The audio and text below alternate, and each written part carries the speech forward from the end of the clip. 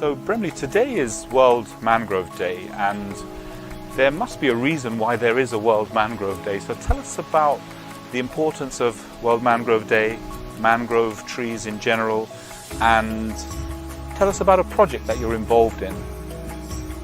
Sure.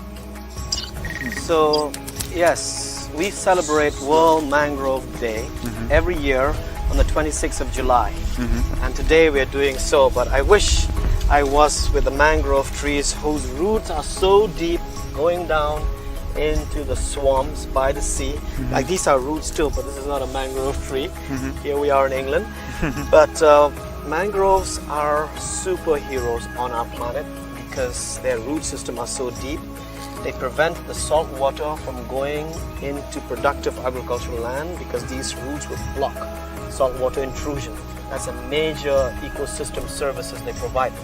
On top of that, these root systems and the mangrove tree draw down 5 to 10 times more carbon, depending how big the tree is, because they can go up to 30 meters. Wow. 5 to 10 times more carbon than these trees in Europe or in the US.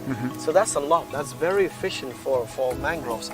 And each mangrove tree produces enough oxygen for us, for 5 people to breathe for their lifetime. That's a lot of oxygen. And wherever we grow these mangrove trees, depending which species they are, fish is born out of them, from the smallest little fish all the way to big sharks as born out of mangroves. So if we are to restore these ecosystems worldwide, it will replenish the depleted fish stocks that we're facing right now, and it would help boost the economy, especially food security of a lot of people in the coastal areas around the world. Because if we destroy mangroves, we also lose fresh habitats where these marine life forms lay their eggs or grow their young ones in the roots of the mangroves. And of course, they are natural barriers for storms and hurricanes and floods and tsunamis, but they also protect and create a shield to break mega storms from category 5 to category 4 or 3, so it can actually break the force of the storm. So I think from an insurance point of view, if you have a big port or assets by the seaside, if you cut down mangroves, you're in deep trouble. Like what's happening in Florida and Louisiana, big storms, hurricanes come each year and they get pushed off and destroyed and decimated. But if you protect your mangroves, it will block you from those storms and waves, and your property will be intact. But if you cut them down, you will be washed away by the big storms and the floods. That's for sure. Tell us about a project that you're working on in maybe Africa. So last year, after I met officials, including ministers from the Gambia and Ghana, I was invited to come to meet them. So I went there last year in December and actually met the team from Worldview, the Gambia, our partner, that is actually planting mangroves by Banjul, which is the capital of the Gambia. So there's an urgent need to restore their mangrove ecosystems because a lot of their coastline is being eroded by the tides coming in. So they're putting in rocks and so on and so forth along the way, but there's not much they can hold. So we need to have boots on the ground and plant like millions of trees. So right now we are in negotiation with the government and the Ministry of Environment and Climate Change to acquire the land, build a team so we can start our nurseries and start planting as soon as possible, maybe by next year. Collect the planting materials, survey the land, and do the assessment. That's what's happening right now. But the goal is to start with 5,000 hectares and then scale up to 20,000 hectares. I mean, the Gambia is a small country. It just has a big river that goes in, the River Gambia. But a lot of salt water is intruding into fresh water. And you can even see mangroves going way inland into the river, into the freshwater river. So obviously the tide's changing. So we need to act now.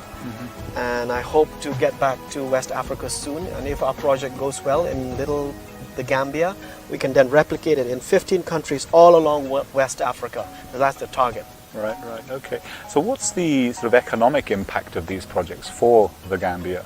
Well, There was an assessment done by UNEP looking at the total economic benefits of mangrove ecosystems in West Africa, whatever's left right now, and the total economic benefits that these mangrove ecosystems on the coast of different West African countries is worth $65 billion. Wow. $65 billion. Now that's a lot of money. And how do you calculate? How do you come to that value?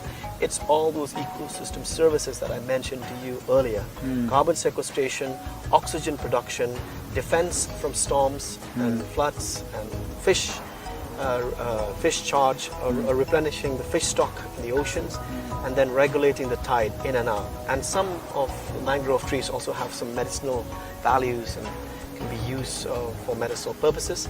And also you can have a lot of ecological ecotourism when you have restored these mangroves. And and they block salt water from intruding into fertile grounds, which you need for food security and food production. So if you add all these up, it works out to $65 billion. So there's really a huge case for economic gain for these kinds of projects. Absolutely. And I think people are waking up to understand the power of mangroves, because these trees are miracle trees and they don't cost too much to plant. It costs between $1 to $3. That's not much. And here you're spending $600 to do 1 ton of carbon capture and storage for a machine. But it's a mechanical solution. We need a biological solution, and the best biological solution to combat climate change real time are mangroves. And we have 120 countries around the world where we can engage to do that right now. So 1 trillion mangroves can be planted in all these countries, because we've lost 50%, 30 to 50% of mangrove forests on Earth. So we have an opportunity to restore up to 30% globally, and the time to act is now. So, happy World Mangrove Day!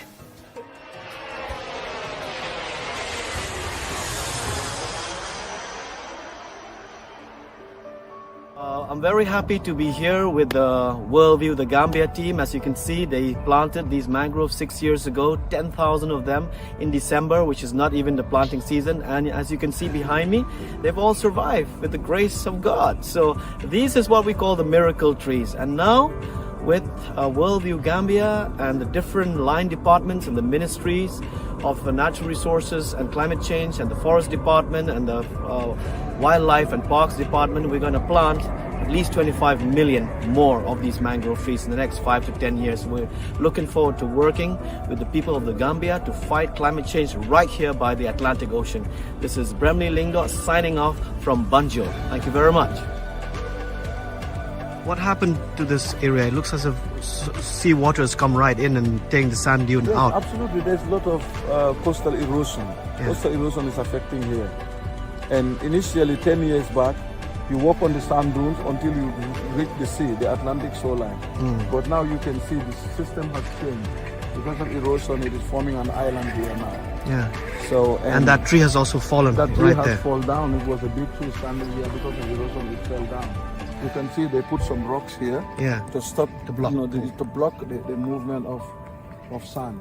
Otherwise, all of here would have gone. So the sea is coming all the way here now. All the way here, right? Yeah. When it's Great. high tide, the sea will come all the way here.